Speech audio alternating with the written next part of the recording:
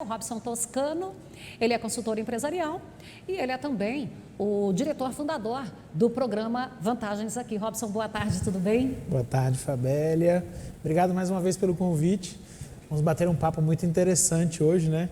Sobre essa emoção que circula com tanta ansiedade e tudo mais, né? Vai ser um bate-papo gostoso. Robson, isso aí pode afetar, por exemplo, porque agora a gente está aí começando colheita já em várias regiões, pode afetar riscos até para o operador de máquinas se envolver num acidente prático mesmo? É bacana você trazer isso, né? Mas eu queria fazer uma consideração um pouco anterior. Eu conversava com alguns produtores aqui da região e se a gente for parar para pensar, o agro não parou, né? Ele continuou, ele está aí rodando e continua trazendo desenvolvimento para o nosso país e assim por diante. Eu acredito que para o operador de máquinas, esse cara que praticamente não parou, esse cara que continua lá trabalhando, talvez a ansiedade dele para com essa vacina, já que ele não parou, não seja tão grande, né? Mas as pessoas que convivem com ele e que estão na cidade e que o burburinho, né, do assunto é maior, essas pessoas sim, elas podem estar com um nível de ansiedade de saber quando que vai chegar a vez deles, tendo em vista a sequência que tem da vacinação, dos grupos prioritários. E aí ao chegar, né? Às vezes ele passou a semana lá na fazenda, vem fim de semana para casa. Isso, estava tudo tranquilo, tudo bem, quando ele chega vê esse burburinho, né? E aí vai ter vacina, quando é que vai vacinar? E aí sim, é importante a gente entender que toda vez que ocorrer uma liberação, uma ida à casa dele, que ele sair daquele ambiente que podemos considerar que é um ambiente controlado, né? Onde as pessoas têm poucas menos chances de se contaminar, é importante que se faça uma reunião, se chame todos os colaboradores para bater um papo, entenda como todos estão, que se entregue diretrizes nesse bate-papo de trabalho da semana, muito mais com o intuito de chegar perto desse colaborador, ver como é que ele está, perguntar como é que foi o final de semana, faz com que, se exista algum nível de ansiedade ao retornar, possa ser identificado, bate-se um papo e eu acredito que não teremos problemas não, porque o batidão no campo, o cara não tem muito tempo para ficar pensando em vacina não, né?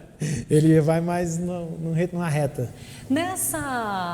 Nesse controle da emoção, a gente pode considerar também o baixo índice registrado da doença com trabalhadores do campo, que nós estamos falando que não teve trabalhadores da zona rural infectados, mas também não é aquele índice para dizer, olha, os trabalhadores de lá, até porque é um ambiente com muito mais distanciamento. É bacana a sua pergunta, e aí me permita fazer um comentário. Nós tivemos na virada do ano um evento no Rio Grande do Norte, numa praia chamada Praia da Pipa. Não sei se você teve conhecimento desse evento, chamou Fest Pipa. E nós temos notícias de um índice de contaminação imensa de pessoas que vieram de lá, que passaram por lá do coronavírus. E por que eu conto essa história? É porque se eu ando com pessoas que estão em ambientes controlados, ou seja, que tem pouca incidência, a chance de eu me contaminar é menor. E isso acontece no rural, né?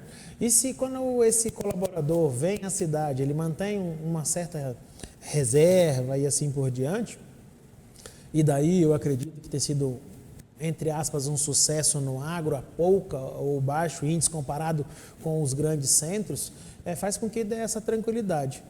O que eu vejo, pelo menos aqui na nossa região, é que parece que a pandemia acabou. E muitas pessoas já se confraternizam, já... Esse parece, que deixe claro, pelo comportamento. Exatamente, pelo comportamento. Nós sabemos que não acabou, que é necessário ainda tomar as medidas de prevenção, de higienização, de uso de máscara. Mas é verdade que você roda a cidade e você já vê um relaxamento, se é a palavra que eu posso usar, né? E, de certa forma, você chega para trabalhar e, às vezes, os trabalhadores passam, às vezes, 15 dias sem vir à cidade, ou seja, diminui muito mais o contato que eles têm com com a possibilidade da doença, então é verdade que o ambiente fica muito mais tranquilo de se trabalhar, né? Fica mais fácil de você ter eu falo assim, uma sanidade mental, sem tanta pressão, sem tanto, que vai... E assim, eu acho que a gente acredita. E também acredito, eu acompanhei, muitos produtores rurais fizeram essa tarefa de casa, né? Eu vi muitos preocupados, entregando, se a gente pode chamar de EPI, mas eu vi muitos produtores comprando algum tipo de medicamento, se preocupando com o uso de álcool em gel. Eu vi a entrega e a preocupação, inclusive vi preocupação de alguns com os familiares dos seus colaboradores, e isso foi muito bacana de enxergar que isso sendo feito. Faz com que, como consequência, o índice de contaminação seja isso que você falou, né? Mais baixo, mais tranquilo. E a gente ainda tem aquelas famílias que a família toda está no campo, né? Que daí a redução, aí a ida à cidade ainda fica mais restrita. Está mais tranquilo ainda, né? A chance diminui ainda. Nessa semana que a gente viveu esse início de vacinação, na verdade, eu acredito que deveria gerar uma questão emocional, não de ansiedade. E aí eu aproveito o espaço para falar que a chegada da vacina é para nos trazer tranquilidade, ou seja, vai chegar a minha hora de eu me vacinar, as doses estão sendo produzidas, tivemos aí uma votação da Anvisa transmitida ao vivo no domingo, durante quase 5 horas de transmissão sobre essa votação e a liberação desses lotes de vacina. Então, acredito que não há motivo para gerar ansiedade, se assim eu posso falar. Vivemos até agora, geraria ansiedade se a gente deixasse de fazer algo que nós estamos sendo convidados a não deixar de fazer, ou seja, tomar os cuidados necessários, acreditando que a vacina chegou e tudo resolveu. Na verdade, a gente chama que a grande solução do Covid-19 é chamada imunização de rebanho, ou seja, quando nós tivermos aí 80% da população já imunizada, seja por vacina ou por contaminação e aquisição do vírus por ter adquirido, e acredito que é nessa direção que a gente vai trabalhar. Ouvia na votação que a indicação de mesmo quem já teve realmente poder se imunizar novamente, porque não sabe qual o período que essa produção de anticorpos sem a vacina ela vai existir. Robson, e você, da consultoria empresarial, a gente está aqui falando de um lado todo psicológico e tudo, mas essa tensão pode afetar no resultado de trabalho que eu ofereço dentro da minha atividade? Eu acredito que essa possibilidade ela vai existir, e não acredito diferente disso, é uma crença minha, se nós negligenciarmos mas se eu ficar ali muito tensa, muito preocupada e tudo, eu posso ter um rendimento de produtividade. Lógico, só que eu acredito que essa tensão a qual você se refere, na verdade, ela só vai ter um jeito de acontecer. É que se o índice de contaminação e proliferação da doença voltar a crescer, aí vai gerar ansiedade, insegurança e tudo mais. E como é que isso pode acontecer? Se, acreditando que pessoas já tomou a vacina, outras pessoas tomaram, eu vou negligenciar. Eu não acredito num aumento de tensão agora, no início. Eu acredito que, se acontecer, um aumento de casos vai gerar uma ansiedade. Aí sim, em gerando ansiedade, preocupação e assim por diante, você vai ter uma queda de produtividade, você vai ter problemas. Eu sempre falo que o grande problema é que o colaborador às vezes trabalha na empresa de segunda a sexta, não tem nada. Aí final de semana é liberado, negligencia com norma de segurança, aparece na segunda-feira ou na terça-feira com o Covid. Mas e se você for conversar, bater um papo com ele, é porque ele foi em tal lugar, e nesse tal lugar ele não tomou as providências ou os cuidados necessários e assim por diante. A grande verdade é que o índice de contaminação dentro da empresa vai ser por alguém quando ocorre, vai ser, e se você mantém lá também não vai ocorrer, ocorre quando você traz alguém que veio fazer alguma coisa lá fora, se contaminou e acaba proliferando. Mesmo assim, esse índice é baixo. Na minha empresa mesmo, nesse período todo eu tive apenas 2 colaboradores que tiveram, e na verdade um terminou o período de férias contaminado, ou seja, não estava de férias, e a outra porque a outra colaboradora participando de um evento, acabou se contaminando. É o que a gente vê. É que as medidas devem ser tomadas não só nos ambientes de trabalho, devem ser tomadas também fora do ambiente de trabalho. E o que é que você tem levado para o produtor rural? Eu digo que o primeiro grande desafio, quando nós falamos de uma consultoria no agro, é com uma conscientização de que talvez não tenha mais espaço para a gente conduzir o agro sem ser uma empresa. Quando eu falo de conduzir o agro sem uma empresa, é que muitas vezes os números dessa empresa agro, por ser o CPF de uma pessoa, né?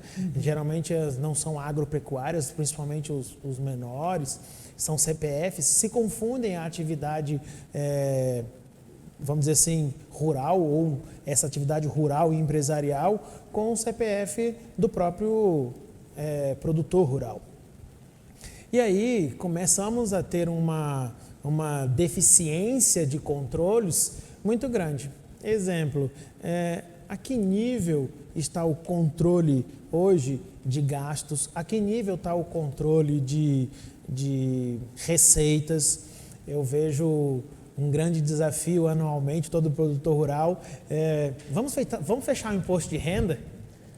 E tem, às vezes, sustos, ou não preocupou isso durante o ano, não teve uma conscientização da equipe, comprou muita coisa sem nota, ele vai fazendo para o negócio dele rodar e não consegue...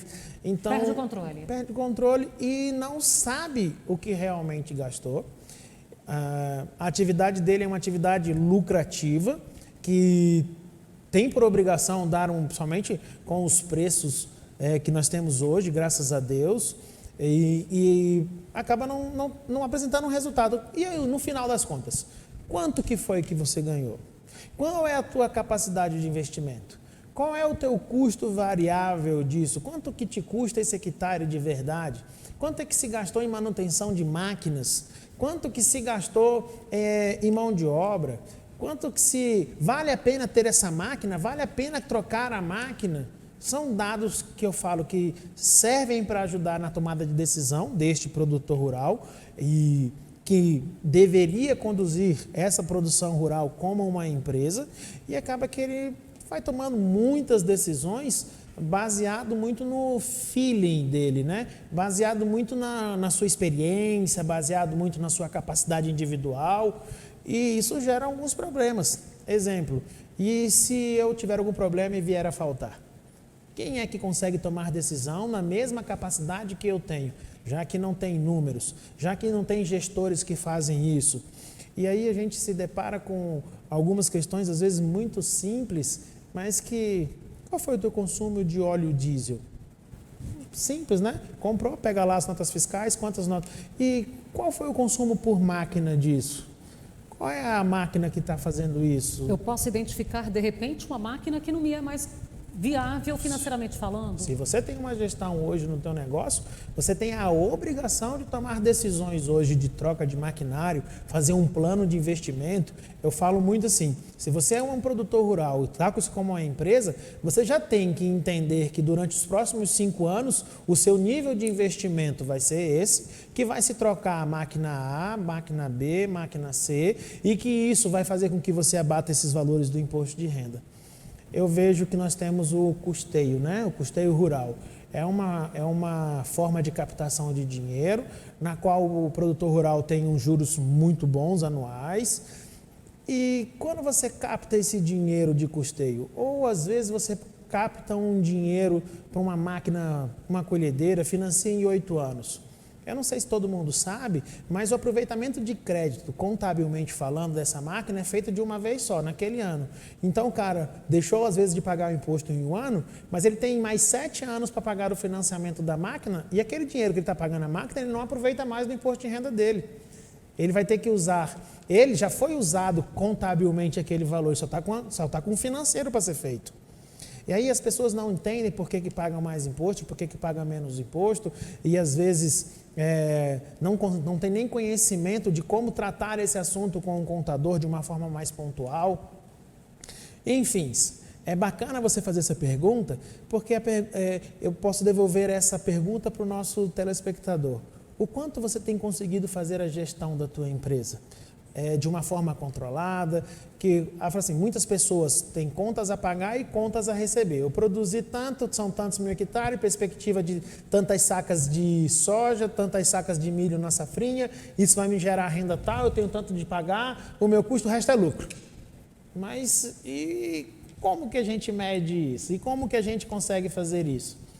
E nós estamos numa tendência de agricultura de precisão, né? Onde a gente consegue ver qual o talhão que produziu mais, qual é o que produziu menos.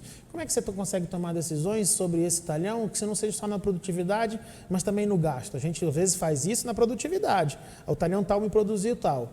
Mas e o custo desse talhão? Quanto é que foi? Essa área minha que era arrendada, quanto é que eu posso dividir isso?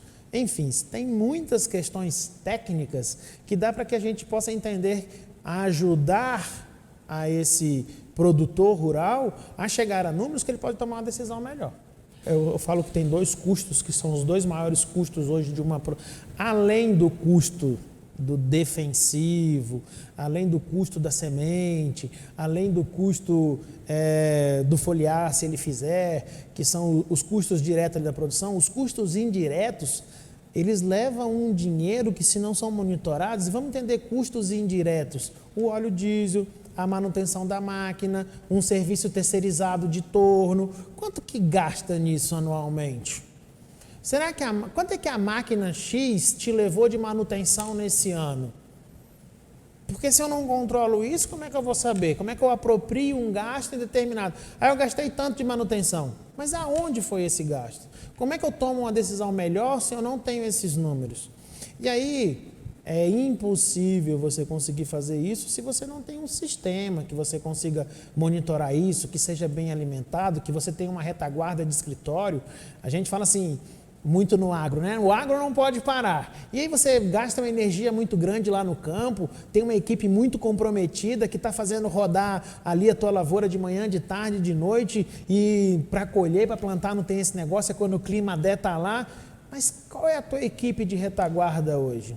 Quem te dá suporte para você conseguir entender os seus números? E precisa ter uma equipe dessa de retaguarda se realmente você quer fazer uma empresa do teu negócio, né? Robson, a gente está falando muito de agricultura e quanto custa o seu hectare, quanto custa para produzir uma saca de soja ou de milho, mas aí eu venho também na pecuária, porque a agricultura, com exceção das regiões onde tivemos aí a seca afetando mais, está de um modo geral bom, mas a pecuária de leite, os produtores reclamam muito e tem razão, senhores. Também falta saber quanto custa um litro de leite para mim, aquela vaca ali, o quanto ela está produzindo, porque está lá, eu faço ordenha de 100 vacas de uma vez. É tão legal essa tua pergunta, Fabélia, que você não sabe como eu fico feliz em respondê-la, né? Se no agro, que teoricamente falando, você tem uma margem maior de contribuição no teu negócio, que ele te rende, se você errar um pouquinho, você não tem lucro. Quando nós vamos para a pecuária, isso tudo que eu falei do agro, ele se duplica, triplica de importância. Porque a margem que você tem lá é muito menor. Porque quando nós estamos falando de commodities, de venda de commodities de soja, venda de commodities de milho, nós estamos com um preço bom. Mas quando eu estou falando de commodities de leite, vender o leite, aí nós já começamos a falar de uma outra. Se para a agricultura isso é importante, para a pecuária, quantos pecuaristas eu já vi saindo desse negócio porque não tem controle, porque não conhece os seus custos. Às vezes o cara está tendo um custo de produção que o preço que ele recebe do leite não dá. Ou então ele não está fazendo nada para que ele possa aumentar a escala da produção e aquele custo fixo que ele tem possa ser melhor diluído num aumento de rebanho. Como é que a gente faz esse estudo? Tem que ter números, tem que ter controle. Qual tipo de dieta você está usando para a tua vaca? Qual é a capacidade de litro de leite? Você vai ter uma capacidade de 19 e você vai ter vaca com 33, com 35. O seu plantel, você tem investido em matrizes, você tem investido em inseminação para que você possa melhorar o seu rebanho e aquela vaca que consome tanto possa continuar te dando mais litros com aquele consumo. Aquela ordenhadeira que você tem, ela consegue trabalhar quanto? Num ciclo de 7 horas e meia com meia hora de descanso? Você aproveita quantos por cento da tua ordenhadeira? Quantos animais? Está na época de eu expandir isso? Se para o agro isso é importante, quando a gente vai para a pecuária, aí é que tem então, espaço, né? É preciso atentar-se a cada detalhe. Eu gosto de brincar muito quando eu faço algum trabalho, seja no agro ou fora do agro, eu falo assim, não importa quanto você ganha, o que importa é quanto você gasta. É um lema que eu falo muito. Às vezes eu estou com tanto de renda, cara, mas não é o suficiente. E quanto você está gastando? Você pode estar tomando prejuízo. Então, eu me preocupo muito mais com quanto a pessoa está gastando do que o que ela está ganhando. Se ela está ganhando 10 e gastando 8, tá bom. Se o outro está ganhando 30, está gastando 40, você está mais ferrado. Já não está tão legal, né? Então, aí você tem que prestar muita atenção. Robson, para a gente estar encerrando por aqui, quais são as dicas? Nós estamos no começo do ano. Normalmente, a gente está lá no ano contábil, é aquele ano cheio, é de 1º de janeiro a 31 de dezembro. Então, na hora que chega outubro, dezembro, fica difícil controlar o ano. Agora ainda estamos aí na segunda quinzena ainda do primeiro mês. As dicas para essa organização para 2021. Eu falo que tem 2 comportamentos que são muito importantes. Quando eu falo comportamentos, é modos de agir. A primeira, você não vai conseguir fazer muita coisa porque já passou o período, principalmente na agricultura, né? Qual é a sua meta para esse ano? Aí você já definiu quanto que você quer por hectare, quantos hectares você vai plantar e quantos que você tem meta de colheita, né? Mas você pode fazer alguma coisa para safrinha diferente. Então, a primeira coisa é planeje. Saiba o que você quer de resultado para a tua empresa. Depois que você planejou, monitore. Vê se aquilo que você planejou está acontecendo de verdade. Esse comportamento faz com que você chegue num resultado legal. Planeje e monitore. Sempre, seja financeiramente, seja sua roça, seja seu trator, seja manutenção, seja seu funcionário. Toda vez que você planeja e monitora, você chega num resultado bem bacana. Muito obrigada pela sua participação com a gente mais uma vez. Eu que agradeço o convite, sempre à disposição. Um abraço a todos.